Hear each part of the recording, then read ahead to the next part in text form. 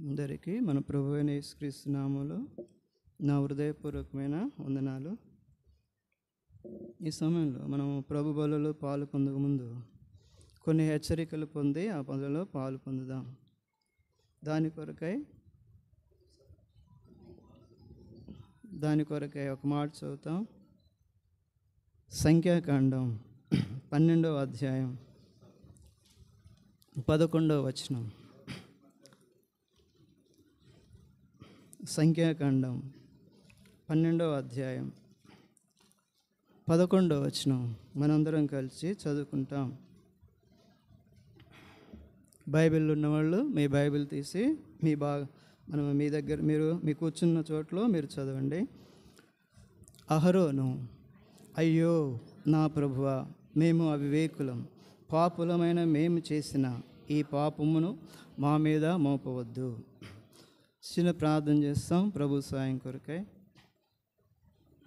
ప్రేమగల తండ్రి యేసు ప్రభువా, నీ నామమును బట్టి ఎంతో వందనాలు. ఈ సమయంలో మీ యొక్క పాదసన్నిలో చేరే ఈ రీతిగా నీ బల చుట్టూ ప్రభువా మేమందరం కలిసి కూడి రావడానికి ఇచ్చిన కృప కొరకే స్తోత్రాలు. ఇంతవరకు ప్రభువా మీరు నమ్మదగిన దేవుడుగా, చాలిన దేవుడుగా ఉన్నందు కొరకే స్తోత్రాలు. మీరు ఇచ్చినటువంటి వాక్యాన్ని బట్టి నిన్ను స్తుతిస్తూ ఉంటున్నాం ప్రభా.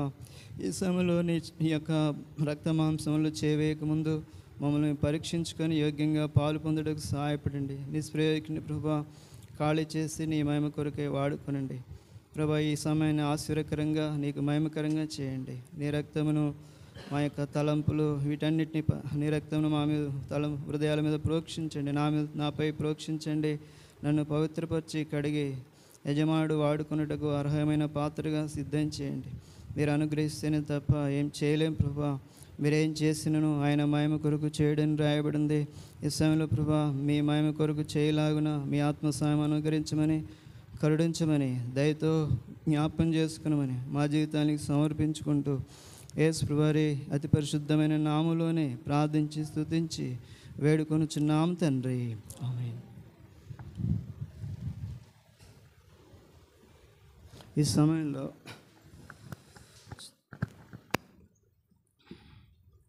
ఇక్కడ ఒక మాట చదువుతూ వచ్చాం. ఈ మాట ఎవరు అంటున్నారంట? అహరోను అంటున్నాడు.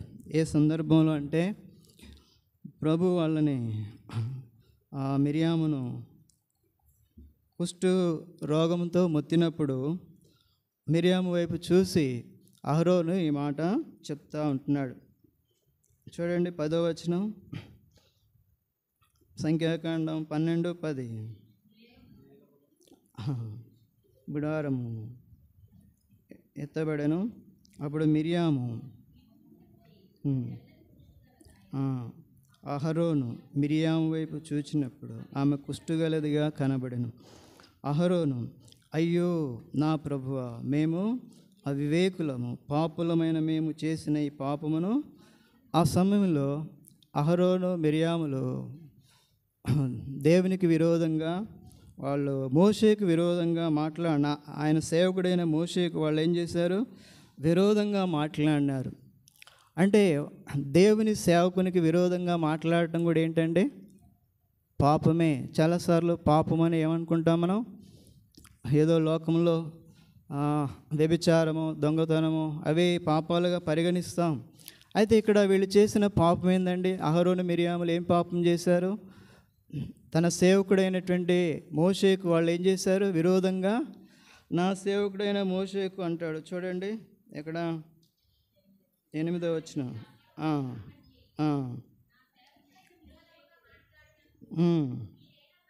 మోషే గురించి దేవుడు సాక్ష్యం ఇస్తున్నాడు. ఏమంటున్నాడు మోషేని? నా సేవకుడైన మోషే. ఎవరైనంట? మోషే ఎవరండి? దేవుడు తన సేవకుని గురించి చెప్తున్నాడు. నా సేవకుడైన మోషేకు విరోధముగా మాట్లాడకు మీరేలా అంటే వాళ్ళు భయపడలే. దేవుని సేవకునికి విరోధంగా మాట్లాడినారు. కాబట్టి మిరియాముకు ఏమొచ్చిందంట? ఆమెకు కుష్ఠరోగం. అది చూసి అహరోను అంటున్నాడు, అయ్యో. ఏమంటున్నాడండి? అయ్యో. వర్తమానం అంతా అయ్యో మీదనే ఉంటుంది. దేని మీద? అయ్యో అనే దాని మీదనే మన వర్తమానం. దేవుడు కొన్ని తలంపులు పంచుకుందామని. కానీ ఇక్కడ అంటున్నాడు మిరియాము, అహరోను అంటున్నాడు, అయ్యో ప్రభువా, నా ప్రభువా, మా ప్రభువా అనట్లే. ఏమంటున్నాడు? మిరియామును సపరేట్ చేస్తున్నాడు. తన సొంత ప్రభు ఎరిగినాడు. మిరియాము ఎవరు తెలుసు? అహరోను తన ప్రభు గురించి ఎరిగినవాడు. ఎవరండి? అహరోను ఎవరండి? తన ప్రభు ఎవరు తనకు ఎరిగినటువంటి వాడు. అందుకనే ఏమని పిలవగలుగుతున్నాడు? నా ప్రభువా. ఎవరు చెప్తారు ఈ మాట? అందరూ చెప్పలేరు. యేసు ప్రభుని సొంత రక్షకుడుగా నువ్వు ఎరిగితేనే ఏం చేస్తావు? ఆయన ప్రభువా అని పిలుస్తావు. ఆయన ఎవరంట? బైబిల్లో రాయబడి ఉంది. చోట అంటాడు, యేసుక్రీస్తు ఎంతమందికి ప్రభు అంట? అందరికీ ప్రభు అని రాయబడింది. ఎవరికి ప్రభు అండి? ఆయన అందరికీ ప్రభు. తిమోతికి రాస్తూ పౌలు భక్తుడు అంటాడు, ఆయన ప్రభువులకు ప్రభు అంట, రాజులకు రాజు కదా. అంత గొప్ప దేవుడు ఆయన కదా. అందుకనే నేను ప్రభు అని ఆయన పిలవాలంటే సరిపోద్దా అండి?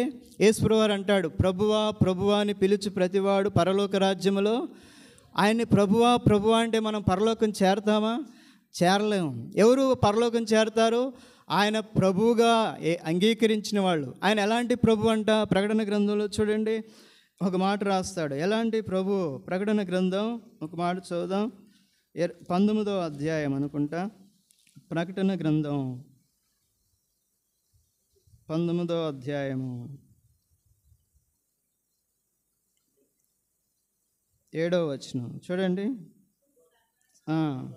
సర్వాధికారియు. ఎలాంటి ప్రభు అంటే ఆయన సర్వాధికారం కలిగినటువంటి ప్రభు. సర్వంపై ఆయనకి ఏముంది? ఆయనకు భూమి మీద అధికారం ఉంది. తర్వాత పరలోకములో కూడా ఏముందంట? అధికారం. అందుకనే సర్వాధికారి అయిన ప్రభు, ప్రభువులకు ప్రభు కదా. అవిశ్వాసమైనటువంటి తోమ యేసువారి ఆ ప్రక్కలో వేలు పెట్టి చూసి ఒక మాట అంటాడు, నా ప్రభువా నా దేవా అంటాడు. ఏమంటాడండి? నా ప్రభువా నా దేవా. అపోస్తలుడు అని పిలువబడక ముందు ధర్మశాస్త్ర పండితుడైనటువంటి సౌలు దమస్కు మార్గంలో వెళ్ళేటప్పుడు దేవుడు ఆయన ఏం చేశాడు? దర్శించినప్పుడు అతడు గుర్రం మించి ఎక్కడ పడతాడు? నేల మీద పడ్డ తర్వాత ఒక మాట అంటాడు. ఏమంటాడు చూడండి. అపోస్తలుల కార్యాలు 9వ అధ్యాయం.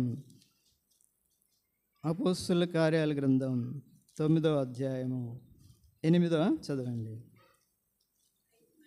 5వ వచనం చదవండి.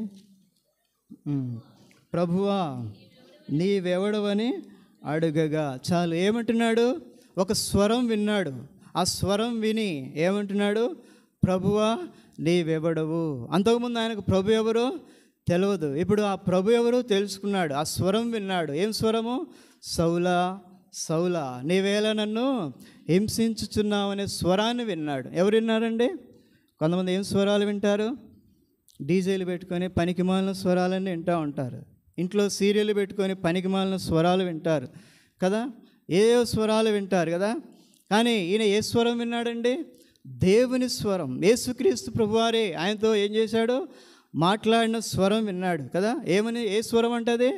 సౌలా సౌలా నీవేళ నన్ను హింసించుచున్నావనే స్వరం విన్నాడు. ఆ స్వరం విని నేల మీద పడిపోయాడు గుర్రం మీద నుంచి. అప్పుడు అంటున్నాడు, ప్రభువా నీవెవడవు. కనుక మన జీవితాల్లో యేసుక్రీస్తు నీకు ప్రభువుగా ఉండాలంటే ఏం చేయాలండి? ఏం చేయాలి మనం? ఆయనని ప్రభువుగా నీకు రక్షకుడుగా కావాలంటే ఏం చేయాలి? నువ్వు నేనేం చేయాలండి? ఆయన సొంత రక్షకుడుగా అంగీకరించాలి. ఏం చేయాలా? యేసువారు నా పాపముల కొరకు ఏమయ్యాడు? ఆయన కల్వరి శిలువలో చనిపోయాడు, తన రక్తాన్ని కార్చాడు, సమాధి చేయబడ్డాడు, 3వ దినాన తిరిగి లేచాడు అని నమ్మాలా. ఏం చేయాలంట? యేసు ప్రభు అని నోటితో ఒప్పుకోవాలంట. దేవుడు ఆయనను మృతులలో నుండి లేపనని హృదయంలో ఏం చేయాలా? విశ్వాసం ఉంచాలా. ఒకటి నోటితో ఒప్పుకోవాలి, రెండవది హృదయంలో ఏముంచాలా? కొంతమంది ఒప్పుకుంటారు కానీ విశ్వాసం ఉంచరు. అలాంటి వాళ్ళు రక్షణ పొందరు. అది సగం రక్షణ అంటారు. ఏం సగం రక్షణ అంటే? సగం అంటే ఏం బాగుంటుందా అండి? పూర్ణ రక్షణ పొందాలి. ఏం పొందాలా? యేసు ప్రభుని నోటితో ఏం చేయాలి? ఒప్పుకోవాలి. దేవుడు ఆయనను మృతులలో నుండి లేపనని హృదయం ముందు ఏం ఉంచాలా? విశ్వాసం ఉంచాలి. అప్పుడు నువ్వు ఏం పొందుతావు? రక్షణ పొందుతావు కదా. ఏం పొందుతావండి? కొంతమంది సగం రక్షణ, ఒక ఆయన అంటాడు పావు రక్షణే పొందుతారంట. ఏం రక్షణ అండి? పావు రక్షణ. పావు రక్షణ పొందితే కూడా ఇక్కడే ఉంటావు. పరలోకంలో కుడికాలు కూడా పెట్టలేవంట. ఏ కాలు? ఆయన పరలోకంలో ఎడమ కాలు కానీ కుడికాలు కూడా మోపడానికి. ఒకవేళ నువ్వు కాలు పెట్టాలని చూస్తే దేవదూతదంట, చంప వలుగుద్ది అంటదంట. ఏమంటుంది దేవదూత నిన్ను ఏమంటుంది, వస్తున్నాడు నీ చెంప ఏమైద్ది, పగిలిపోద్ది అంటదండి. అంటే ఉదాహరణ చెప్తున్నాను, నిజంగానే బలగొట్టదండి. కనుక అలాంటి కోపం ఉంటుందంట దేవదూత కదా. కనుక మన జీవితాల్లో పాపములో జీవిస్తే, ఇంకా పాపములో ఉంటే ఆయన నీకు ప్రభువుగా ఉండలేడు. ఒక ఆయన పాట రాశాడు, ఎంత మంచి పాట ఇక్కడ పాడుతూ వచ్చారు. నాకు రాదు, పాటలు రావు, కానీ ఆ పాట ఎంత చక్కగా ఉంటుందో.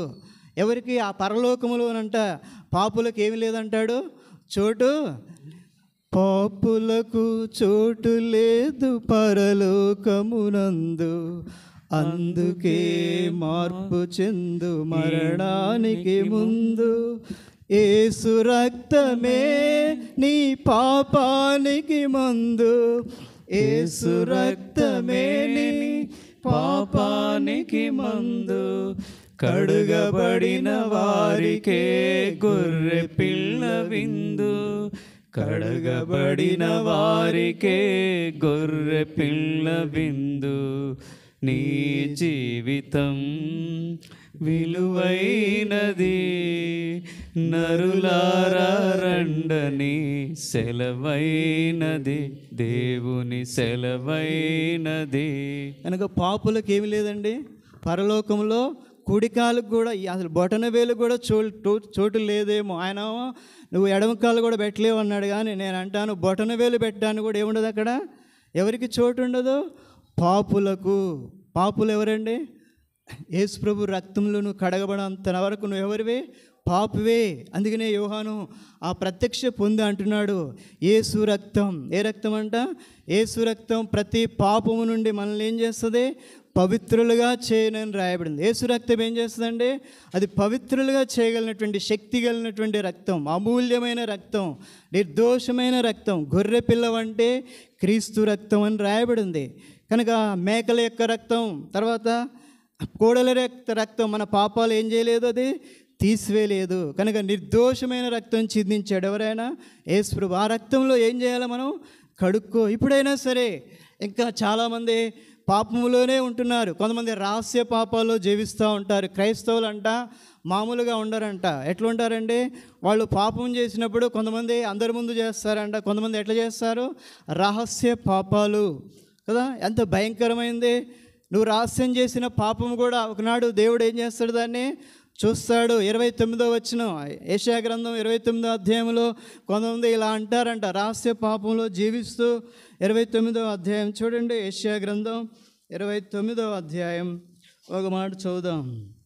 యెషయా గ్రంథం 29:15 వచనం. తమ ఆలోచనలు యెహోవాకు కనబడకుండా లోపల వాటిని మరుగు చేయజూచు వారికే శ్రమ, మమ్మునెవరు చూచెదరు, మా పని ఎవరికి తెలియను అనుకొని చీకటిలో తమ క్రియలు జరిగించు వారికి. ఏంటా శ్రమ అండి? ఇక్కడ శ్రమ అన్నాడు. ఏంటా శ్రమ? నరకం అండి. నరకమున ఏమంటాడు? అగ్ని ఆరదు పురుగు. తమ ఆలోచనలు కనబడకుండా లోపల వాటిని ఏం చేస్తారు? మరుగు చేయ చూచు వారికి శ్రమ, మమ్మల్నెవరు చూచెదరు, మా పని ఎవరికి, మేము చేసేది ఎవరికి తెలియను అనుకున్న వారికి ఏందంటాడు? శ్రమ.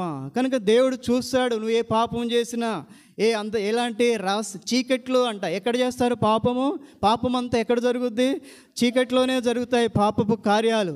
అందుకనాడు అంధకార సంబంధమైన అంటాడు. చూడండి, ఎఫెసీయులకు రాసిన పత్రిక ఒక మాట చదువుతాం. 5వ అధ్యాయం 11వ వచనం. ఎఫెసీ 5:11. నిష్ఫలమైన అంధకార క్రియలలో పాలివారై ఉండక వాటిని ఖండించుడి. కనుక నిష్ఫలమైనటువంటి అంధకార క్రియలు అంటే చీకటి కార్యాలు. కనుక వాటిని ఏం చేయాలంటే వాటిలో ఏం కావద్దు? పాలివారై ఉండక. ఈ బలలో పాలు పొందేటువంటి మనం ప్రభు బలలో, ప్రభు శరీరంలో పాలు పొందే మనం దేంట్లో పాలు పొందొద్దు? నిష్ఫలమైన అంధకార క్రియలు. కొంతమంది వాటిలో పాలు పొందుతారు, కొంతమంది ప్రభు బలలో పాలు పొందుతారు. ఇంటికి పోయిన తర్వాత ఇంకో బల్ల ఉంటుంది. అదేం బల్ల అండి? చూడండి, పౌలు భక్తుడు అంటాడు, కొరింథీయులకు రాసిన మొదటి పత్రిక 15వ అధ్యాయం, 1 కొరింథీ 10వ అధ్యాయము ఇక్కడ అంటారు 22వ వచనం, మీరు 21వ వచనం, 1 కొరింథీ 10:21, మీరు ప్రభు పాత్రలోనిది దయ్యముల పాత్రలోనిది కూడా త్రాగనేరరు, ప్రభు బల్ల మీద ఉన్నదానిలోను దయ్యముల బల్ల మీద ఉన్నదానిలోను కూడా పాలు పొందనేరరు. కొంతమంది ఇక్కడ ప్రభు బలలో పాలు పొందుతారు, వాళ్ళ ఇంట్లోకో వారి ఊరికో ఎక్కడికో వెళ్ళిపోయిన తర్వాత దయ్యముల బల్ల కూడా ఉంది. 2 బల్లాలు ఉన్నాయి లోకంలో. దయ్యముల బల్ల, ఇది ఏ బల్ల అండి? మన మధ్యలో ఉంది, అది ప్రభు బల్ల. తర్వాత నువ్వు ఇంటికి పోగానే చంద్రముఖి సీరియల్ పెట్టుకుంటావు, అదే బల్ల. కార్తీక దీపం, మొగిలి రేకులు అంట, ఇంకే రేకులు, ఇవన్నీ ఏ బల్ల అండి? సెల్ ఫోను, అది కూడా అది దయ్యముల బల్లే. దేవుని కంటే ఎక్కువగా నువ్వు సెల్ ఫోన్ ప్రేమిస్తే అది కూడా నీకు ఏ బల్ల అయితే? దయ్యముల బల్ల. ముసలమ్మ ముచ్చట్లు పెడతావు, అది దయ్యముల బల్ల. చచ్చిన వాళ్ళ కాడ దినాలకు పోయి తింటావు, అది దయ్యముల బల్ల. దినాలు పెడితే పోయి తింటారు, ఎంత మంచిగా తింటారో కదా, అది దయ్యముల బల్ల. రాఖీ కడితే కట్టించుకుంటావు, పోయి ఎక్కడికి పోతావు? రాఖీ కట్టించుకొని వస్తారు, అది ఏ బల్ల? దయ్యముల బల్ల. గుర్తుపెట్టుకోండి, ప్రభు అంటాడు మీరు ప్రభు బల్లలోను తర్వాత దయ్యముల బల్లలోను ఏం పొందకూడదు? పాలు. ఒకవేళ దయ్యముల బల్లలో పాలు పొందితే ఈ బల్లలో నువ్వేం పొందొద్దు? ఈ బల్లలో పాలు పొందితే మళ్ళీ ఏ బల్లలో పాలు పొందొద్దు? ఇంటికి పోయిన తర్వాత సినిమాలు, సీరియళ్ళు, డీజే దగ్గర డ్యాన్సులు, ఎంత పనికిమాలినటువంటి జీవితం. అలా ఉంటే ప్రభు నిన్నేం చేస్తాడు? ఒకనాడు ఏమంటాడు? అక్రమము చేయువారలారా నా యొద్ద నుండి పొండి అంటాడు. కానీ మన జీవితాల్లో ఆయన నీకు ప్రభువుగా ఉండాలంటే ఏం చేయాలా? నీవు సొంత సొంత ప్రభువుగా అంగీకరించాలి. సొంత రక్షకుడుగా ఆయన ఏం చేయాలా? నువ్వు ఆయన సొంత రక్షకుడుగా అంగీకరిస్తే నీకేమిస్తాడు తెలుసా? నీకు సొంత రక్షణ ఇస్తాడు. మెమ్మ రక్షణ పొందితే నువ్వు పరలోకాన్ని పోవు, మీ నాన్న రక్షణ పొందితే నువ్వు పరలోకాన్ని పోవు, మీ పిల్లలు రక్షణ పొందితే నేను పరలోకాన్ని పోవద్దు అనుకోవద్దు, నీవు రక్షణ పొందితేనే పోతావు. అందుకనే ప్రతి వాడు ఏం పొందాలండి? వారు ఏం పొందాలంట? సొంత రక్షణ. ఏం పొందాలండి? ఆయన నీ కొరకు నా కొరకు సొంత కుమారుని పంపించాడు. ఎవరు ఆయన? సొంత కుమారుడు వచ్చాడు నీకు నాకు ఏమి ఇవ్వడానికి? సొంత రక్షణ. చూడండి అక్కడ అంటాడు ఫిలిప్పీలకు రాసిన పత్రికలో, ఫిలిప్పీలకు రాసిన పత్రిక 2వ అధ్యాయం అనుకుంటా, చూడండి ఫిలిప్పీలకు రాసిన పత్రిక 2వ అధ్యాయం 12వ వచనం, కాగా నా ప్రియులారా మీరు ఎల్లప్పుడూ విధేయులైన ప్రకారం నా యొద్ద ఉన్నప్పుడు మాత్రమే గాక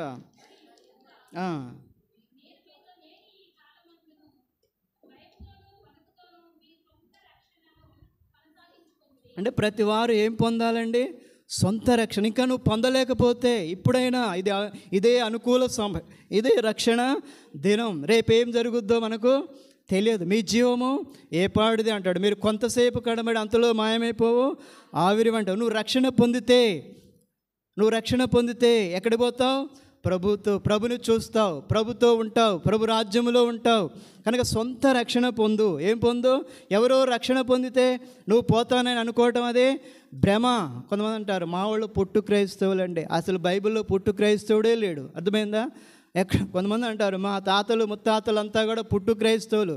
ఎక్కడ కూడా బైబిల్లో పుట్టు క్రైస్తవులు అనే మాట రాయబడి లేదు. నువ్వు ప్రభుని అంగీకరిస్తేనే నువ్వు క్రైస్తవుడు, లేకపోతే కాదు. అందుకనే ఆయన అంటున్నాడు అహరోను, అయ్యో ఏమంటున్నాడండి? అయ్యో నా ప్రభువా, మేమెంత వివేకులం. కనుక ఎప్పుడు అంటారు అయ్యో అనే మాట? ఎప్పుడు వస్తుందండి అయ్యో అని? ఎప్పుడు అంటాం మనం? ఎంతో నష్టపోతే, లేదన్నా పోగొట్టుకుంటే, ఎంత భయంకరమైన శ్రమ వస్తే, అలాంటి పరిస్థితుల్లో ఏమంటాం మనం? అయ్యో అంటాం కదా. ఈ అయ్యో అంటున్నాడు అంటే అర్థం ఏంటి? అయ్యో మీ ఎందుకు ఈ పని చేశామా? కొంతమంది అంతే, సెల్ ఫోన్ చూసి గంటల కొద్దీ చూసి అయ్యో ఎందుకు చూసాను అంటాడు. ఎప్పుడు ఆ మాట ముందు రాదు. ఎప్పుడు వస్తుంది అది? లాస్ట్కు చూసి గంటన్నర చూసినాక అయ్యో అనవసరంగా సమయాన్ని ఏం చేసుకున్నా వ్యర్థం చేసుకుంటేనే.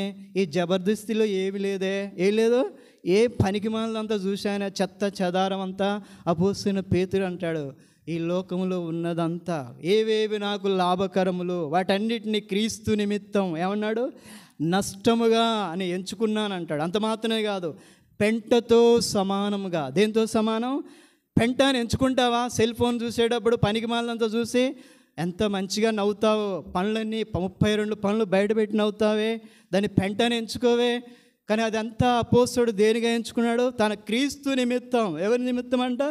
దాన్ని దేనితో ఎంచుకున్నాడు అంటే క్రీస్తే తనకు ప్రధాన గురి. ఎవరండి ప్రధాన గురి? ఏంటి? ఆయన క్రీస్తే. అందుకే అంటాడు, నేను గురి చూనని వాడివలే నేనేం చేయట్లే, పరుగెత్తట్లే కదా. తన జీవితంలో క్రీస్తును గురిగా పెట్టుకున్నాడు.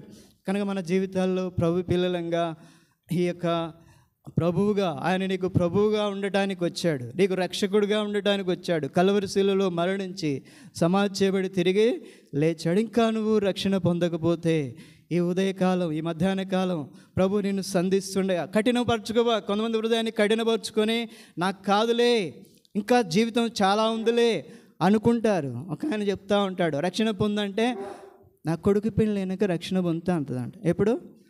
మళ్ళీ క్రిస్మస్కి వస్తుందంట ఆమె. అమ్మ ఇప్పుడైనా రక్షణ పొందంటే, అయ్యా నా బిడ్డ పెళ్ళి వెనక రక్షణ పొందుతా అంటదంట. ఇంకా అది కూడా అయిపోయాక మళ్ళీ ఏముంటుంది? క్రిస్మస్ అయిపోతే 31st నైట్ ఉంటుంది. అప్పుడు వచ్చినప్పుడు అప్పుడు కూడా సేవకుడు అడిగాడట, అమ్మ ఇప్పుడన్నా రక్షణ పొందంటే, అయ్యా నా మనవడు ఇంకా 21 కావాలి, 21 అయినాక రక్షణ పొందుతా. ఈలోపు పుట్టుక్కు అన్నదంట.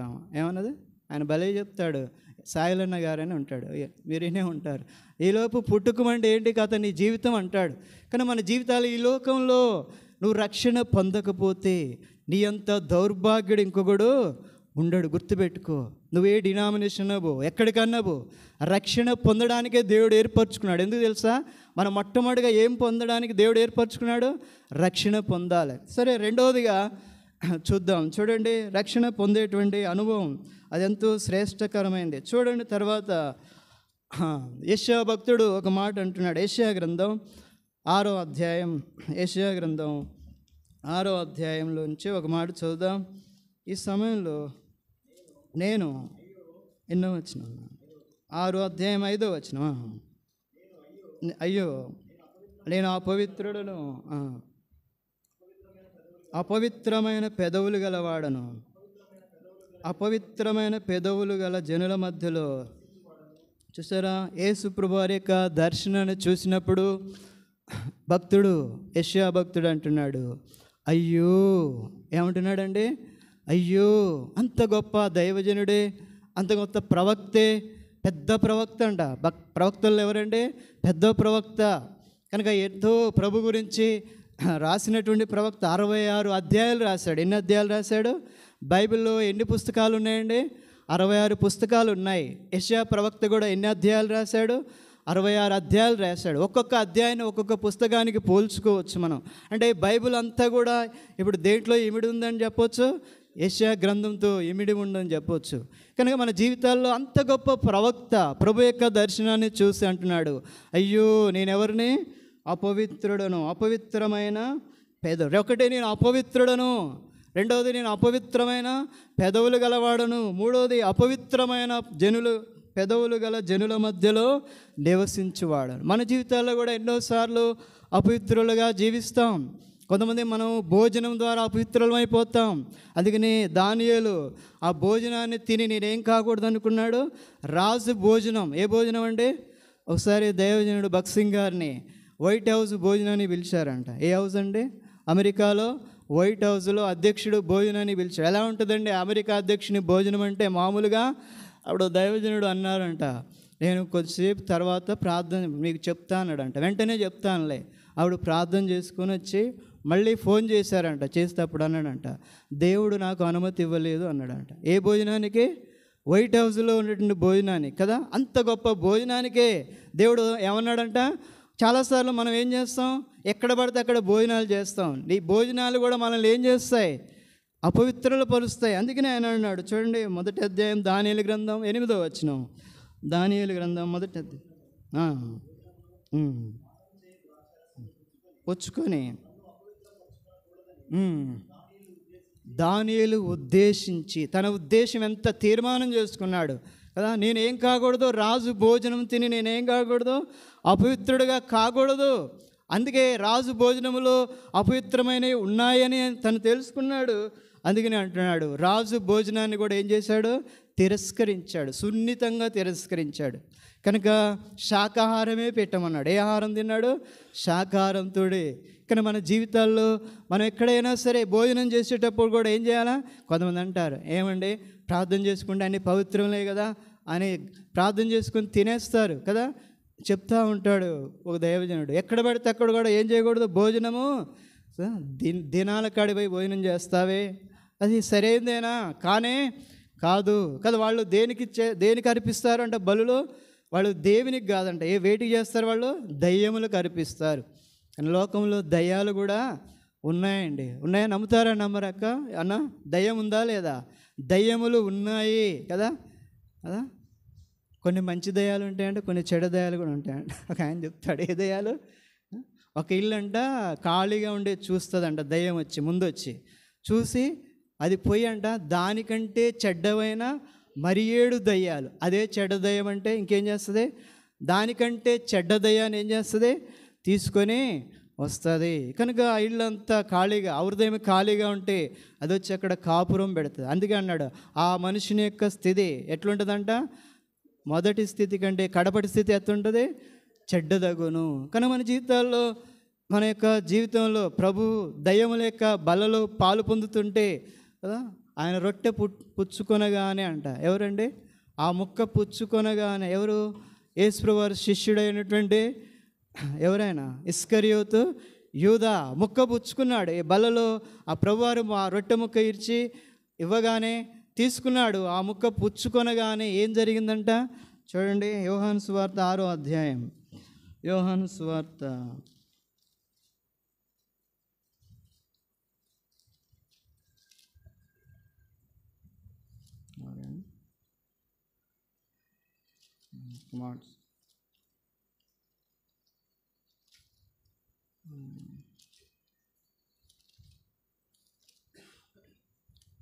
13వ అధ్యాయం 27 చూడండి. 13:27 వాడు ఆ ముక్క పుచ్చుకొనగానే సాతాను వానిలో ప్రవేశించును. యేసు నీవు చేయుచున్నది రొట్టె పుచ్చుకుంటే ఎవరు ప్రవేశించారంట? రొట్టె పుచ్చుకుంటే ఎవరు ప్రవేశించాలో లోపల? ప్రభు ప్రవేశించాల్సింది బదులు ఎవరు ప్రవేశించారు? చాలామంది రొట్టె పుచ్చుకుంటే మేము ఏమనుకుంటారు? దేవుడు మా హృదయంలో ఉన్నాడు, నేను పవిత్రంగా జీవించగలుగుతాను అనుకుంటారు. అయోగ్యంగా పుచ్చుకుంటే ఎవరు ప్రవేశిస్తారు? రొట్టెతో పాటు సాతాను ప్రవేశిస్తారు. అప్పుడు నీ జీవితం ఎంత భయంకరంగా ఉంటుంది. పుచ్చుకున్న వ్యక్తి ఏం చేశాడు? నెమ్మదిగా ఉన్నాడండి? ఏం లేడు. ఏం చేశాడు? అతడు బయటికి పోయాడంట. ఏం చేశాడు? ఊరేసుకొని సాతాను యొక్క జీవితం, సాతానుకు చోటిస్తే నీ జీవితంలో ఏముండదు, నెమ్మది. అసలే యేసుప్రభుని అప్పగించి ఏమీ నెమ్మది లేకుండా చివరికి ఆత్మహత్య చేసుకున్నాడు. ఏం చేసుకున్నాడు? కనుక మన జీవితాల్లో రొట్టె పుచ్చుకునేటప్పుడు ఎట్లా పాలు పొందాలా?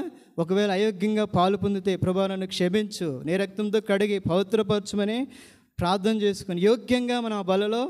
కనుక భోజనం ద్వారా అపవిత్రం. రెండవదిగా తిమోతికి రాస్తూ పౌలు భక్తుడు అంటాడు, చూడండి, తిమోతికి రాసిన పత్రిక 2వ తిమోతి 2వ అధ్యాయం 16వ వచనం చూడండి, ఏమంటాడు? అపవిత్రమైన ఒట్టి మాటలకు విముఖుడవై ఉండుము. ఒట్టి మాటలు ఇవి ఎట్లాంటివి అంటే అవి అపవిత్రమైనటువంటి ఒట్టి మాటలు. కొంతమంది ఒట్టి మాటలు, అపవిత్రమైన మాటలు మాట్లాడతాడు. వాటికి ఏం చేయి? నువ్వు దూరంగా వాటిని ఖండించు, వాటికి దూరంగా. అంత్య దినాల్లో అంట ప్రజలందరూ ఎలా ఉంటారు తెలుసా? 2వ తిమోతి 3వ అధ్యాయం 2వ వచనంలో అంత్య దినాల్లో ఉన్నటువంటి ప్రజలు, క్రైస్తవులు, విశ్వాసులు అనేవాళ్ళు ఎట్లుంటారంటే చూడండి, చివరి మాట చదువుదాం, అవన్నీ వద్దులే కానీ చివరిలో ఉంది 2వ వచనం చివరిలో అపవిత్రులు అంటది ఉందండి. ఎట్లుంటారంటే అంత్య దినాల్లో అపాయకరమైన కాలములు వచ్చును అని చెప్తూ ఏమన్నాడు? ప్రజలు ఎట్లుంటారంట? అపవిత్రులుగా ఉంటాడు కదా. ప్రకటన గ్రంథంలో అంటాడు, అపవిత్రుడైన వాడు ఇంకను ఎట్లా ఉండనేమో. ప్రకటన గ్రంథం 22 చివరి అధ్యాయం 22వ అధ్యాయం చూడండి, ఏమంటాడు? ప్రకటన గ్రంథం 22వ అధ్యాయం, అన్యాయం చేయవాడు ఇంకను అన్యాయమే చేయనేమో, అపవిత్రుడైన వాడు ఇంకను అపవిత్రుడుగానే ఉండనేమో. చూసారా? అపవిత్రుడైన వాడు ఎట్లుంటాడు? ఇంకా కదా. ఉండనిమ్ము అని రాసి కింద అంటాడు ఉండును. అపవిత్రుడు ఎట్లా ఉంటాడు? మందిరానికి వచ్చిపోయినా అపవిత్రుడిగానే ఉంటాడు కదా. తర్వాత ఎక్కడికి పోయినా అపవిత్రుడిగానే ఉంటాడు. కనుకనే ఉంటాడు అపవిత్రుడైన వాడు ఇంకనూ అపవిత్రుడుగానే. అయితే నేనేం చేస్తాను? నేను త్వరగా వచ్చుచున్నాను. వాని క్రియల చొప్పున వానికి నేనేమిస్తాను? జీతం ఇస్తాను. కనుక నువ్వు అపవిత్రుడిగా ఉంటున్నావా? పరిశుద్ధుడిగా ఉంటున్నావా? ఇంకేమంటాడు? ఇంకేమన్నాడు చూడండి, నీతిమంతుడు ఇంకను నీతిమంతుడుగానే ఉండనిమ్ము, అన్యాయమే చేయవాడు ఇంకను అన్యాయమే చేయనిమ్ము. కనుక మన జీవితాల్లో పరిశుద్ధుడు ఇంకను పరిశుద్ధుడుగానే, పరిశుద్ధుడు ఎట్లా ఉంటాడు? ఇంకా పరిశుద్ధతగా ఉంటాడు. కానీ మన జీవితాల్లో ప్రభు మనల్ని ఎందుకు పిలిచాడు? అపవిత్రులుగా ఉండడానికే పిలవలే. తెస్సలోనికలకు రాస్తూ పౌలు భక్తుడు 4వ అధ్యాయం 7వ వచనంలో ప్రభు మనం ఎందుకు పిలిచాడా అని చెప్తూ ఆయన అంటాడు చూడండి. 1 తెస్సలోనిక 4వ అధ్యాయం 7వ వచనం, దేవుడు పరిశుద్ధులగుటకే దేవుడు మనలను పిలిచెను కానీ అపవిత్రులుగా ఉండుటకు కొంతమందిని దేవుడు వారిని అపవిత్రతకు అప్పగిస్తాడంట. దేనికి అప్పగిస్తాడు? రోమాపత్రిక 1వ అధ్యాయం చూడండి. కొంతమంది వారి యొక్క హృదయాన్ని బట్టి, వారి యొక్క హృదయాశలను బట్టి, వారికి ఉన్నటువంటి కోరికలను బట్టి చూడండి. రోమాపత్రిక 1వ అధ్యాయం 24వ వచనం చూడండి. ఈ హేతు చేత వారు తమ హృదయముల దురాశలను అనుసరించి, దేన్ని అనుసరిస్తారు? తమ హృదయంలో ఏం పుట్టుతాయంట? దురాశలు. ఎందుకు పుట్టిందంటారు కొంతమంది. నీకు ఈ దుర్బుద్ధి ఎందుకు పుట్టింది? ఇలాంటి బుద్ధి నీకు పుట్టొచ్చా? ఇక్కడ అంటాడు, ఏమంటాడు చూడండి, తమ హృదయముల దురాశలను. ఏ ఆశలంట? దురాశ అంటే ఏంది? చెడ్డ. దురాశ ఏం చేస్తుంది తెలుసా? దురాశకు గర్భం వస్తుందండి ఒకనాడు. ఏమొస్తుంది? గర్భం ఎవరు ధరిస్తారండి? వాస్తవానికి ఒక స్త్రీ ధరిస్తుంది కదా. అయితే దురాశ ఏం కంటది? ఒకనాడు గర్భము ధరించి ఏమన్నాడు? పాపము కనగా, పాపము పరిపక్వమై ఏం చేస్తుంది? అది మరణాన్ని కంటది. ఇక్కడ అంటాడు తమ దురాశలను అనుసరించి ఏం చేస్తారు? తమ శరీరం ఏం చేస్తారంట? పరస్పరము అవమానపరుచుకున్నట్లు దేవుడు వారిని ఏం చేశాడు? దేవుడే అప్పగించాడు. దేనికి? అపవిత్రతకు. కొందరిని దేవుడే అప్పగిస్తాడంట. దేనికి? అపవిత్రతకు. ఎందుకు? వారు ఎన్నిసార్లు గద్దించినా ఏం కాదండి. వాక్యం ద్వారా దొన్నపోతుకి ఎంత ముళ్ళు గుచ్చినా ఏం కాదంట. నన్నేం గుచ్చుతావు, నిన్ను గుచ్చుకోండదంట. ఏమంటది? నన్ను గుచ్చా. దానికి ఎంత దొన్నపోతు మీద ఎంత ఏం చేసినా అది అసలు విననే, అది లోబడదు. కానీ ఎన్నిసార్లు గద్దించినా ఏం కాదు, కొంతమంది లోబడరు. అందుకే ప్రభు అంటున్నాడు, ఇక వాళ్ళని దేనికి అప్పగిస్తాడు? అపవిత్రతకు అప్పగిస్తాడు. కానీ మన జీవితాల్లో కొంతమంది అపవిత్రమైన ముచ్చట్లు అండి. ఏ ముచ్చట్లు అండి? 1 తిమోతి ఆయన పౌలు గారు అంటున్నాడు చూడండి, 4వ అధ్యాయం 7వ వచనం. 2 తిమోతి 3వ అధ్యాయం 2వ వచనంలో అంటాడు. అదేనా? 2 తిమోతి 4వ అధ్యాయమా ఎక్కడో ముసలమ్మ 22వ వచనం చూడండి. 3:22. 1 తిమోతి 3:22 చూడండి. చదవండి. 2 తిమోతి ఎక్కడో ఉంటుంది, చదవండి. 2వ చదవండి అన్న. అపవిత్రమైన ముసలమ్మ ముచ్చట్లను ఏం చేయమన్నాడు? విసర్జించి. ఏం విసర్జించమంటున్నాడు? తిమోతికి రాస్తూ అపవిత్రమైన ముసలమ్మ. ఇంకా చాలామంది పోగొట్టుకోరండి క్రైస్తవులు. ఇంకా ఏ ముచ్చట్లు కలిగి ఉన్నారు? అపవిత్రమైన ఆటలో ఏముందండి? అపవిత్రత ఉంది. దాన్ని ఏం చేయమన్నాడు? విడిచిపెట్టు. కనుక అపవిత్రతగా జీవిస్తే ఒకనాడు ప్రభు వచ్చినప్పుడు విడవబడతాం. అందుకనే యెషయా భక్తుడు అంటున్నాడు, తన జీవితంలో తన స్థితిని చూసి తన జీవితంలో తను ఎలా ఉన్నాడో ఎరిగినాడు. ఏమంటున్నాడు? అయ్యో నేను అపవిత్రుడను, అపవిత్రమైన పెదవులు గల జనుల మధ్యలో నివసించేవాడు. ఇంకా నువ్వు అపవిత్రుడుగా ఉంటే ప్రభు వచ్చినప్పుడు ఏమవుతావు? ఇక్కడే ఉంటావు. 3వదిగా చూద్దాం చూడండి. కీర్తనల గ్రంథం 81వ అధ్యాయం 10వ వచనం. ఇక్కడ దేవుడే అంటున్నాడు. ఏమంటున్నాడు? కీర్తనల గ్రంథం 81:10.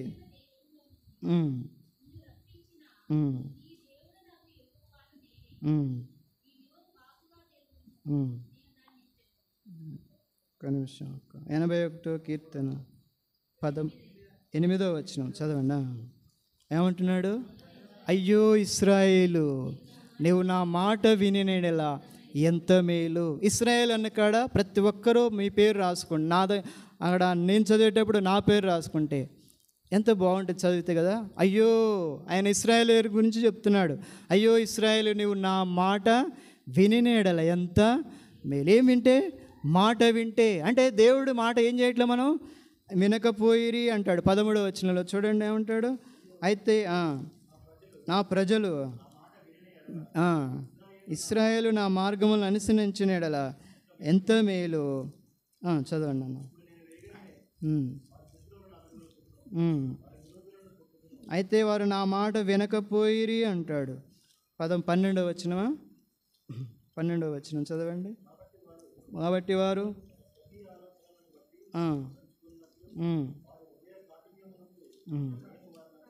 ఒక్క నిమిషం 11 చూడండి. అయినను నా ప్రజలు నా మాట ఆలకింపకపోయిరి. ఇశ్రాయేలు ఎవరంట? ఇశ్రాయేలు నా మాట. కనుక ఉదాహరణకు దేవుడు ఎన్నో మాటలు బైబిల్లో చూస్తాం కదా.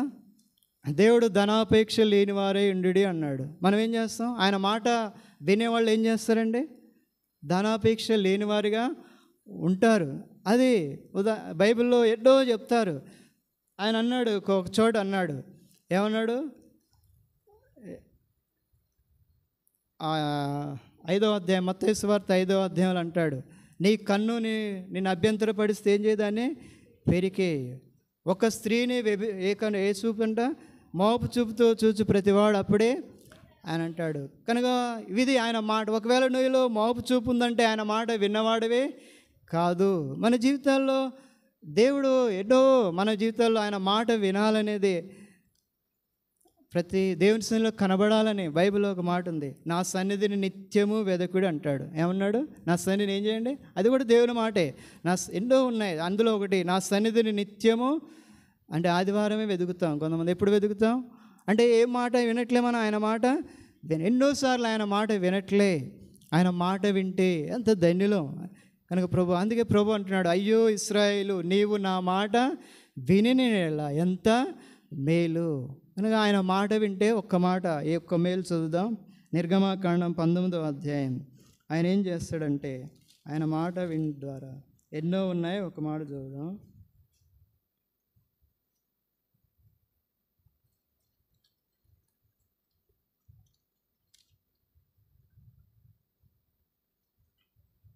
ద్వితీయోపదేశకాండం 4వ అధ్యాయం.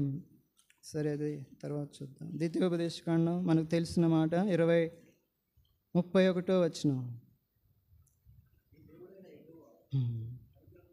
కనుక 30 కూడా చదువుదాం అన్న. తర్వాత ఈ సంగతులని నీకు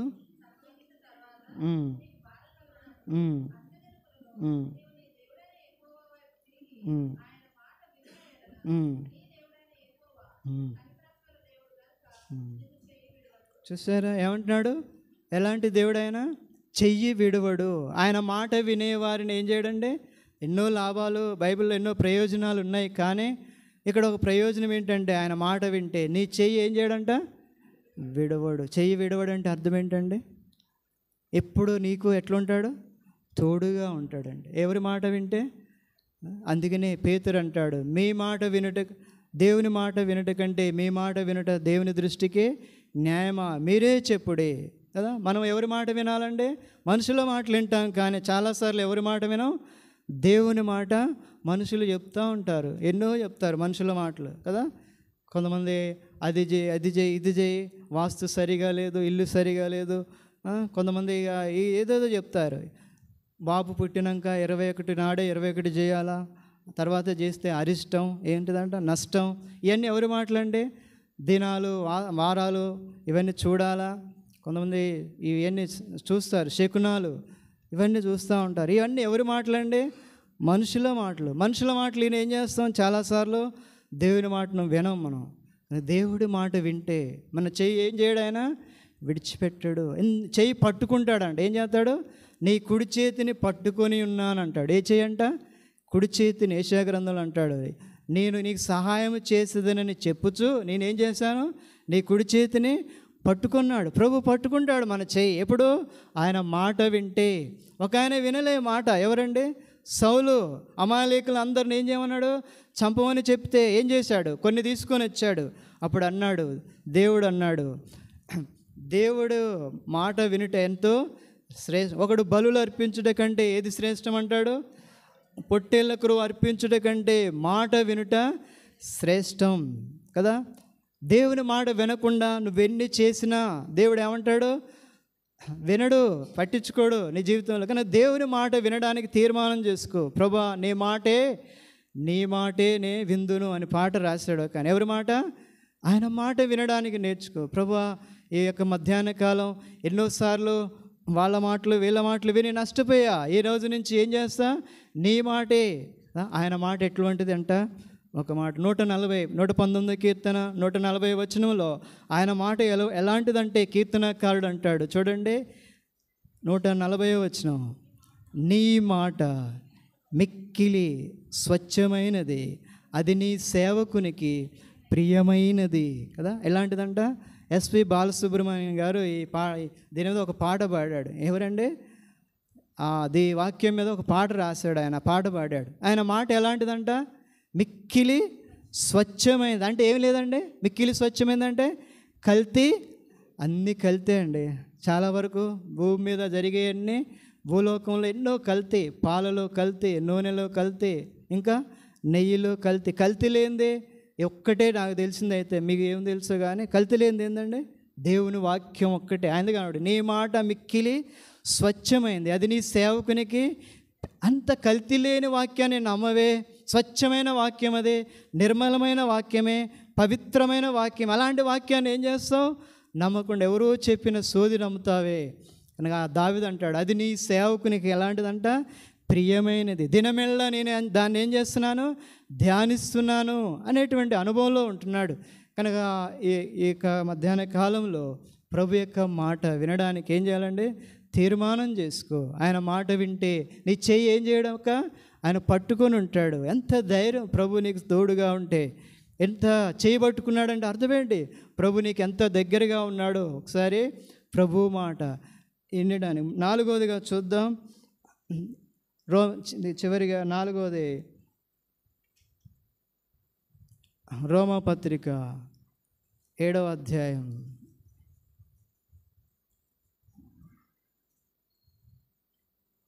24 అనుకుంటా. చూడండి, అయ్యో నేనంత దౌర్భాగ్యుడను, ఇట్టి మరణమునకు లోనగు శరీరము నుండి నన్నెవడు విడిపించును. ఏమంటున్నాడండి? అపోస్తలుడైనటువంటి పౌలు భక్తుడు అంటున్నాడు. ఏమంటున్నాడు? అయ్యో నేనంత దౌర్భాగ్యుడను, ఇట్టి మరణమునకు లోనగు శరీరము నుండి నన్నెవడు విడిపించును. తన వృద్ధాప్యంలో ఈ మాట చెప్తున్నాడు. తన ప్రభు దగ్గరికి చేర్చబడే దినాలు దగ్గర పడ్డప్పుడు ఈ మాట చెప్తున్నాడు. ఏమంటున్నాడు? ఎంతో పరిచర్య సేవ చేసి ఈ మాట అంటున్నాడు, అయ్యో నేనంత దౌర్భాగ్యుడను, ఇట్టి మరణమునకు లోనగు శరీరము నుండి నన్నెవడు విడిపించును. కనుక మన జీవితాల్లో మనం ఎలాంటి శరీరం కలిగి ఉన్నామండి? మరణమునకు లోనగు శరీరం. ఏ శరీరం ఇది? ఈ శరీరం నిన్నేం చేస్తుంది? మరణానికి ఈడ్చుకొని పోద్ది, నరకానికి ఈడ్చుకొని పోద్ది. నేనేం చేస్తుంది తెలుసా? ఈ శరీరము నీకు ఎంత ఆటంకం ప్రభు పనికి, ప్రభు కార్యాలకు. అందుకని ఈ శరీరాన్ని ఏం చేయాలి? మనం నలగొట్టుకోవడానికి ఇష్టపడాలా. నువ్వు శరీరాన్ని నలగొట్టుకోకపోతే ఒకనాడు శరీరాన్ని జయిస్తావు. శరీర ఇచ్చలు కోరికలే కలిగి ఉంటావు. క్రీస్తు యేసు సంబంధులు అంటే ఏం చేస్తారంట? శరీరమును దాని ఇచ్చలను ఏం చేస్తారండి? సిలువ వేస్తారంటే చంపేస్తావు. శరీర కోరికలు దాన్ని నెరవేర్చుకోవు. శరీరం అంటే ఎంత మక్కువ చూపిస్తావు, శరీరాన్ని అద్దం మీద ఎంత అలంకరించుకుంటావే. ఒకనాడు ఈ శరీరం ఏమైంది తెలుసా? ఏమైందండి? ఆత్మ దాని దయచేసిన మన్ను అంట. ఈ శరీరాన్ని ఎట్లాంటి శరీరం అండి? మంటి శరీరం అని రాయబడింది. మన్ను అనేది వెనకటి వలనే మరలా భూమికి చేరును. అంటే ఎక్కడి నుంచి వచ్చింది ఈ శరీరము? మట్టిలో నుంచి వచ్చింది. మరలా ఎక్కడి పోతుంది ఈ శరీరము? మట్టి. అందుకే ఆ మాట రాస్తాడు, మన్నైనది, చదవండి, మన్నైనది వెనకటి వలనే మరలా భూమికి తప్పక చేరును. ఆత్మ దాన్ని దయచేసిన దేవుని వద్దకు కనుక ఈ శరీరాన్ని నలగొట్టుకో. నీ శరీరం బలహీనమైనటువంటి శరీరం. అందుకని అపోస్తలుడు అన్నాడు, నా యందు అనగా నా శరీరమందు మంచిది ఏదియో నివసింపదని నేను ఎరుగుదును. ఏమంటున్నాడండి? నా శరీరంలో ఏమి లేదు, మంచిది ఏది కూడా అంటే ఏముంది?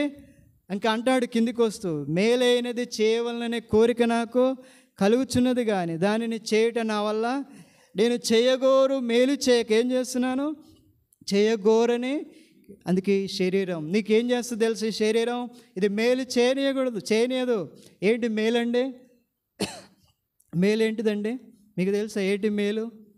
మందిరానికి రావటం మేలు, బైబిల్ చదవటం మేలు, ప్రార్థన చేయటం మేలు, సువార్త చేయటం, ఉపవాసం చేయటం మేలు. ఇవి చేయనీయదండి. ఏం చేయదు? శరీరం. కనుక మన జీవితాల్లో శరీరాన్ని ఏం చేయాలంట? అందుకే నిష్ప్రయోజనం అని రాయబడింది. శరీరం ఎలాంటిది? అట్లానే దీన్ని ఎట్లా పడితే అట్లా ఉంచుకోవాలని కాదు నా ఉద్దేశం.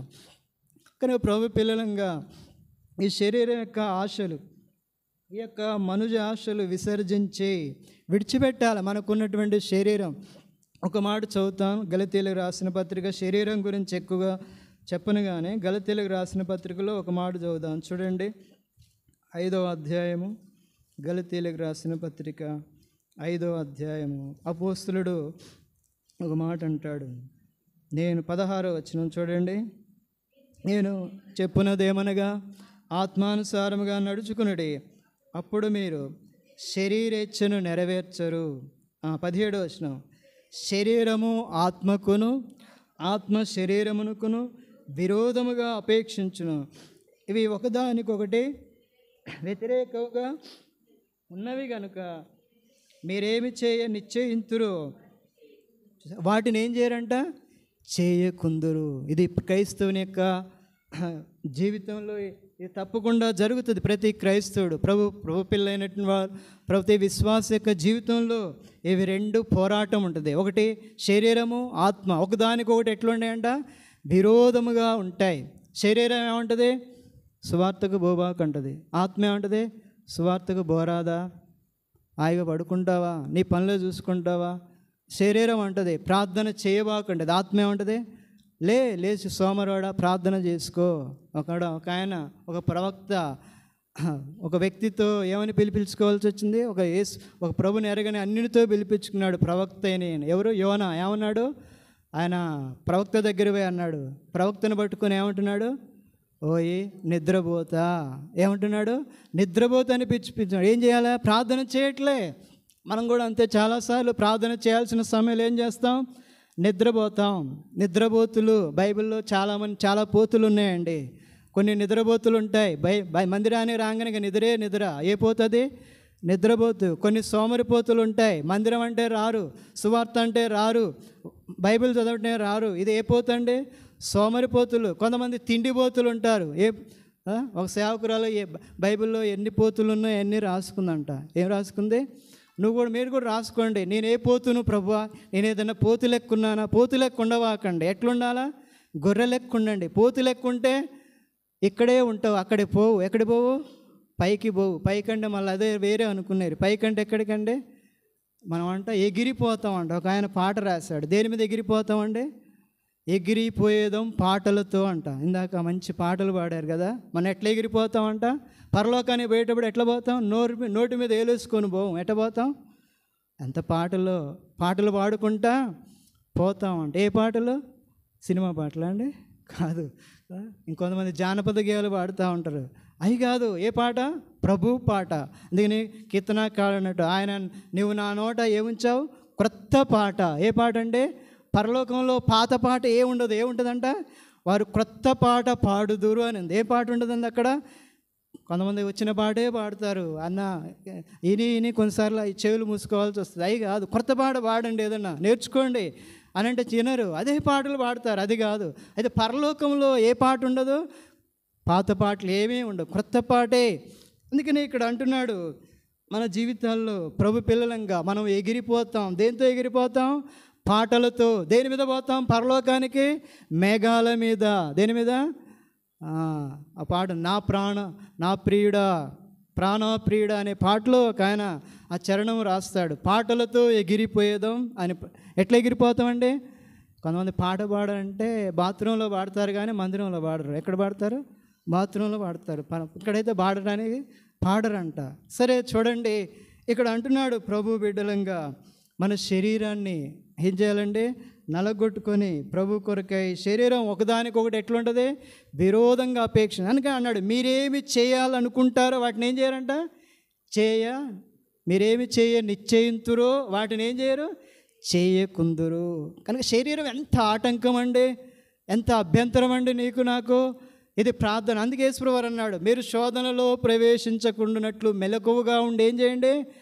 ప్రార్థన చేయడి. శోధన వస్తాయి ప్రార్థన చేయకపోతే. ఎంతసేపు ఎలా చేస్తున్నారో ప్రార్థన, మరి ఎంతసేపు చేస్తున్నారో తెలియదు. కానీ ప్రార్థన అనేది చాలా ఆయుధం మన జీవితాల్లో. క్రైస్తవునికి ఆయుధం ఏందండి?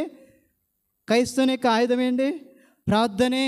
ప్రార్థన ద్వారానే తప్ప ఇంక దేని ద్వారా మనము జయించలేము లోకంలో. ప్రార్థన మన అవసరాలు తీరుస్తుంది, ప్రార్థనే. కనుక ప్రభు అన్నాడు, ప్రార్థన ఏంది? ఏం చేద్దంట? విసుకక ప్రార్థన చేయమన్నాడు. ఎట్లా ప్రార్థన చేయి? చివరిగా అందుకే అపోస్తులు అంటున్నాడు, అయ్యో నేనంతా ఎప్పుడన్నా ఆలోచించావా? ఒకసారి నాకు ఒక సేవకుడు అన్నాడు, నాకు వచ్చే తలంపులు, చెడు తలంపులకు నా తలకాయ తీసుకుని రాయి కొట్టుకుంటే బాగుండదు అనిపిస్తుందంట. ఏ తలంపులు వస్తాయి? ఎంత చెడ్డ తలంపులు వస్తాయి మానవుని యొక్క తలంపులు. ఆది కాండంలోనే దేవుడు అంటాడు, వారి తలంపులలోని ఊహ అంతా కేవలము చెడ్డది అని రాయబడ్డది. మన తలంపులు ఎలాంటి అండి? చెడ్డ తలంపులు, చెడ్డ ఆలోచనలు, చెడ్డ చూపులు, చెడ్డ కండ్లు, చెడ్డ హృదయం. ఇదంతా శరీరంలో ఉన్నాం కాబట్టి. కానీ ఈ శరీరాన్ని రోజు రోజు ఏం చేయాలా? నలగొట్టుకుంటే ఆత్మ ఏమైతే అది మన ఆత్మానుసారంగా నడవడానికి. చివరిగా చూడండి, మత్తయి సువార్త 23వ అధ్యాయం. మత్తయి సువార్త 23వ అధ్యాయము ఒక మాట చూద్దాం. 13వ వచనం, 14వ వచనం. అయ్యో అంటాడు, అయ్యో వేషధారులైన శాస్త్రులారా, పరిసయ్యులారా, మీరు మనుషుల ఎదుట పరలోకమును మోయుదురు, మీరు అందులో ప్రవేశించరు, ప్రవేశించు వారిని ప్రవేశింపనీయరు. ప్రభు అంటున్నాడు, అయ్యో వేషధారులైన శాస్త్రులారా, పరిసయ్యులారా. వాళ్ళని ఏమంటున్నాడండి? ఎట్లాంటి వాళ్ళు అంటే వాళ్ళు వేషధారులు. కనుక వేషధారిగా ఉన్న కారణాన్ని బట్టి ప్రభు ఎంతో బాధపడుతున్నాడు. వేశ్యలకైనా పరలోకం ఉందంట కానీ ఎవరికి లేదండి. వేషధారి, ఏ దారి? వేషాలు ధరిస్తారు, ఇక్కడ ఒక తిరిగి ఉంటారు, ఇంకో చోట ఒక రకంగా ఉంటారు. వాళ్ళు ఏమంటారు? వేషధారులు. కనుక వీళ్ళని ఏమంటున్నాడు? పరిచయులను, శాస్త్రులను ఏమంటున్నాడు? అయ్యో వేషధారులైన శాస్త్రులారా, పరిచయులారా, మీరు పరలోక రాజ్యమును ఏం చేస్తారు? మీరు ప్రవేశించరు, ప్రవేశించు వారిని పరలోక రాజ్యములో ప్రవేశింపనియ్యరు. కనుక చాలామంది ఏం చేస్తారు తెలుసా? ఆ పరలోక రాజ్యములో వారు ప్రవేశించరంట. ప్రవేశించే వారిని కొంతమంది మందిరానికి వాళ్ళు రారు, వచ్చేవాడిని కూడా జడగొడతాడు. ఏం పోతావు? చేపలు పట్టబోదాం రా ఇలా అంటారు. ఎక్కడ పోదాం? చేపల కూర వండుకు అంటే మందిరానికి వచ్చే వాళ్ళని కూడా ఏం చేస్తారు? తాను చెడ్డ కోతి ఏం చేసిందంతా వనమంతా జడగొట్టిందని ఒక్కడు చెడి అందరిని ఏం చేస్తారు? చెడగొడతారు. కనుక మన జీవితాల్లో వాళ్ళు ఎలాంటి ఉన్నారంటే పరలోక రాజ్యానికి ప్రవేశించకుండా ఆటంకపరులు. ఎవరండి? ఈ శాస్త్రులు, పరిచయులు. పరలోక రాజ్యం ప్రవేశించకుండా వాళ్ళు ఎట్లున్నారు? అభ్యంతర కారణం, ఆటంకపరులుగా ఉంటున్నారు. నువ్వు నేను ఎలా ఉంటున్నాం? పరలోక రాజ్యానికి, ఇతరులను ప్రవేశించడానికి, ఇతరులకు ప్రోత్సాహం, ఇతరులకు పురికొలుపు ప్రభు దగ్గరికి తీసుకొచ్చేటువంటి వారిగా కదా. అక్కడ వాళ్ళు ప్రభు దగ్గరికి వచ్చిన తర్వాత శిష్యులు అక్కడ ఆయనను పిలుచుకొని వస్తాడు. ఒక ఆయన ఫిలిప్పు పోయి ఎవరిని పిలుచుకొస్తాడు తెలుసా? నతనయేలుని ఏం చేస్తాడు? అట్లా ఒక్కొక్కరు ఏం చేస్తారు? పిలుచుకొని మనం కూడా ఒక్కొక్కరు ఏం చేయాలి? పరలోక రాజ్యానికి వాళ్ళ పిలుపులోకి, పరలోక రాజ్యంలో ప్రవేశించడానికి. మనం పరలోక రాజ్యంలో వాళ్ళని ప్రవేశపెట్టలేం, కానీ వాళ్ళని ప్రవేశించేటట్లుగా ఏం చేయాలండి? వారి కొరకు భారంతో ప్రార్థన చేయాలి, వారి కొరకు ప్రయాసపడాలి. కొందరిని ఎట్లైనా అగ్నిలో నుండి లాగినట్లుగా ఏం చేయాలి? వాళ్ళని రక్షించాలి. ప్రభా, నేను ఒక్కడిని పరలోకం పోతే బాగుండదు ప్రభా, నాతో పాటు ఒక్కళ్ళనైనా ఒక్క ఆత్మనైనా ఏమంటాడు, ఒక ఆయన పాట రాశాడు, ఒక్క ఆత్మనైనా రక్షింపక ఒట్టి చేతులతో ఎట్లు కలుసుకుందును పరమరక్షక. ఒట్టి చేతులతో ఎట్లా పోతావు కదా. ఒక్క ఆత్మను తీసుకుపోయినా ప్రభు నిన్ను ఏం చేస్తాడు, నీ గురి పెట్టుకో. ప్రభా, నేను ఎంతకాలం ఈ లోకంలో ఉంటానో, నువ్వు ఆయుష్ ఎంతకాలం ఇచ్చావో నాకు తెలియదు, కానీ నేను ఈ లోకం విడిచిపెట్టే వరకల్లా నువ్వు నీ రాకడ ఆలస్యమైనా, ఒకవేళ నా పోకడ ఆలస్యమైనా, ఒక్క ఆత్మనైనా ఏం చేయాలి ప్రభా, నీ కొరకు నేను సంపాదించుకోవడానికి కదా. 5 తలాంతులు ఇచ్చేవాడు దేనికి పోల్చాడంటే ఇది ఆత్మలకు పోల్చాడు ప్రభు వాస్తవానికి తలాంతుల గురించి కాదు, ఆత్మల గురించే. ప్రభు భారం అంతా ఏందండి, ఈ లోకంలో నశించిపోయే ఆత్మల కొరకే వచ్చాడు. అందుకని వాళ్ళు శిష్యులతో అంటాడు, మీకు తెలియని నా ఆహారం. వాళ్ళు భోజనం గురించి మాట్లాడుతుంటే ప్రభు అంటాడు, మీకు తెలియని ఆహారం నాకు ఉన్నది. ఆయన ఆహారం ఏందండి, ఆత్మలను రక్షించడానికి. అంతకుముందే ఒక ఆమెను రక్షించాడు. ఎవరిని? సమరయ స్త్రీని రక్షించాడు. ఎంత భయంకరమైన పాపంలో ఉంది సమరయ స్త్రీ, ఎలాంటి చీకట్లో ఉంది, అంధకారంలో ఉంది. 5 పెనిమిట్లు ఉన్నారంట. ఇప్పుడున్నాడు అంటే ఎంతమంది పెనిమిట్లతో సంసారం చేసింది? 6 పెనిమిట్లతో జీవించేటువంటి స్థితిలో ఉంది. ప్రభు వచ్చి ఏం చేశాడు, ఆత్మను రక్షించాడు. వ్యభిచారంలో జీవిస్తుంది, పాపంలో జీవిస్తుంది. అలాంటి స్త్రీని ఏం చేశాడు, ఆ స్త్రీని రక్షించడానికి ఆయన అంటాడు, సమరయ మార్గంలో ఏం చేశాడు, వెళ్ళవలసి వచ్చాను. నీ జీవితంలో, నా జీవితంలో ప్రభు ఒక్క ఆత్మను రక్షించడానికి దేని గుండా వెళ్ళాడు, సమరయ మార్గంలో. భారం ఉందా ఆత్మల కొరకై, ఒక్క ఆత్మనైనా ప్రభా నీ కొరకు ఏం చేస్తాను, నేను సంపాదిస్తాను ప్రభా. ఇక్కడ ఉన్నోళ్ళం ఇప్పుడు ఎంతమంది ఉన్నాం, దాదాపు ఎంతమంది ఉన్నాం, 50, 30, 40 మంది ఉంటాం. నువ్వు వచ్చే సంవత్సరం ఒక్కరిని పట్టుకొస్తే ఎంతమంది అవుతాం? వెంకటగిరిలో ఇక్కడోళ్ళు అందరం ఒక్కరిని పట్టుకొస్తే చాలు. ఒక సంవత్సరం ఒక్క ప్రయాసపడి ఒక్కరినైనా పట్టుకొచ్చామనుకోండి, 40కి ఎంతమంది అవుతాం, 80 మంది అవుతాం. మళ్ళీ ఒక సంవత్సరం తర్వాత మళ్ళీ ఒక్కొక్కరిని పట్టుకొచ్చామనుకోండి, ఎంతమవుతాం, 80 ఎంత అవుతాం, 60 మంది అవుతాం. అంటే ఎవరిది భారం, ఎవరిది, మన మీదనే ఉంది. కనుక ప్రభు పిల్లలంగా మనం ప్రవేశించాలి పరలోకంలో. మనం ఆటంకంగా ఉండకూడదు. పరిశీల వలె, శాస్త్రుల వలె వాళ్ళు పరలోక రాజ్యంలో ఏం చేయరంట, ప్రవేశించరు. ప్రవేశించేవారిని ఏం చేయరంట, ప్రవేశింపని. అందుకే ప్రభు అంటాడు, అయ్యో వేషధారులైన శాస్త్రులారా. కనుక ఇక్కడ ఎప్పుడన్నా నీ హృదయంలో ఇలాంటి బాధ కలిగిందా? ఎన్ని చూసాం అయ్యో అనే దాని మీద? మొట్టమొదటిగా అహరోన్ అంటాడు, అయ్యో మేమెవరు ప్రభువా, మేము పాపులం. రెండోది యెషయా భక్తుడు అంటున్నాడు, ఏమంటున్నాడు, అయ్యో నేను అపవిత్రుడను, అపవిత్రమైన పెదవులు గలవాడిని. మూడోది ఎవరు అన్నారు అయ్యో అని? ప్రభు అంటున్నాడు, అయ్యో ఇశ్రాయేలు, నీవు నా మాట వింటే ఎంత మేలు. నాలుగోది ఏం చూసాం, అపోస్తుడు అంటున్నాడు, అయ్యో నేనెంత దౌర్భాగ్యుడను. ఐదోది ఏమన్నాడు, అయ్యో వేషధారులైన శాస్త్రులారా. కనుక ప్రభు ఈ తలంపులు నీ జీవితంలో ప్రభువును బాధ పెడుతున్నావేమో. ప్రభువును బాధ పెడుతుంటే ఆయన బాధపడుతూ ఉంటాడు. కనుక ప్రభువా నన్ను క్షమించు, నా శరీరమును నీకు లోబర్చుకునేటట్లుగా నాకు సహాయం చేయి. ప్రభు ఈ తలంపులతో మనం బలలో పాలు పొందుదాం.